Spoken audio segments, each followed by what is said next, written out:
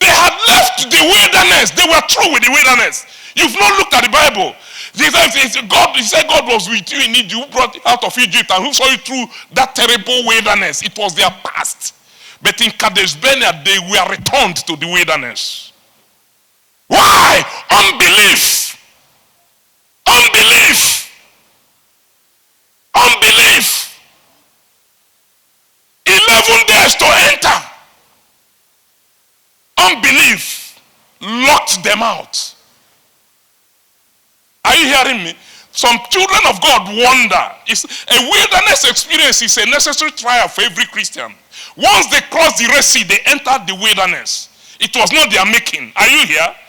But when they got to Kadesh Barnea, if you read that journey very well, you look at it, maybe one day just help us open the Bible and see it. When they got to Kadesh Barnea, that was at the boundary of the promised land. Just a step to enter. It was 11 days they spent entering in those 12 spies.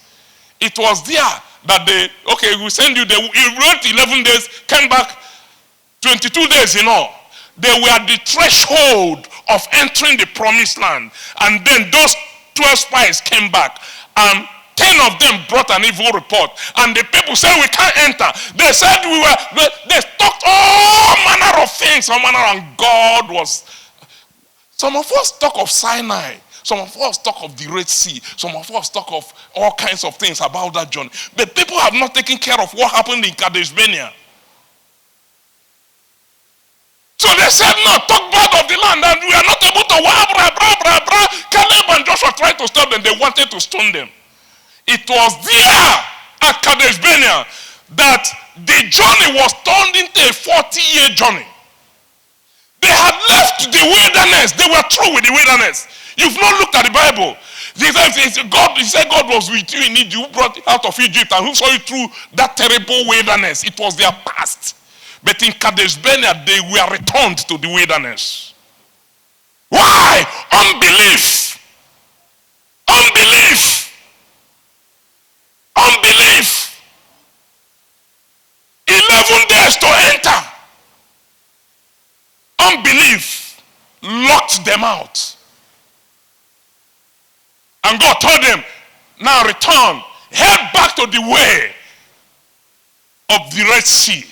And so that generation from 25 years upward, he had to waste them in the wilderness. That generation of unbelief. So they wandered and wandered and wandered and wandered and wandered and wandered. An 11-year day journey turned into 40 years. He said 1 year for each day they spent in going there and coming back. So on.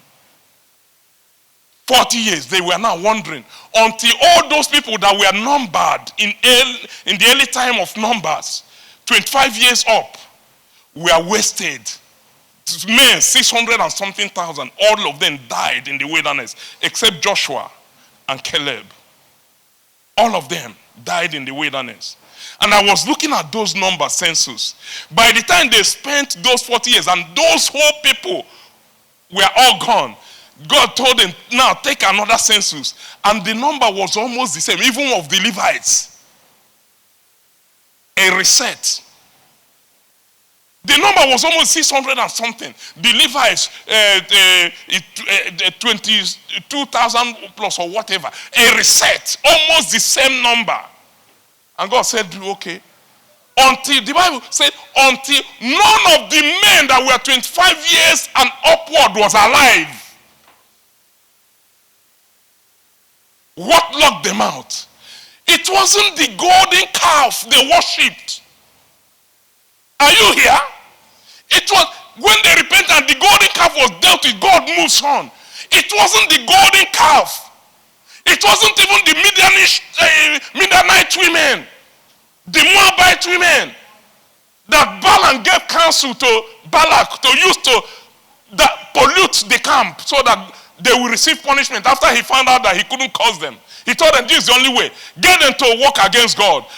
So they began to entice them with women who lured them into idolatry and all those things, into adultery, fornication, and then with their idols and all those things.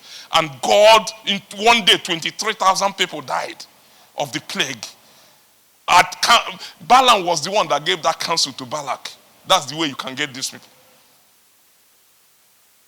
Be careful what good friends tell you, well-meaning friends tell you. When it contradicts the word, run for your life like Joseph ran. Run.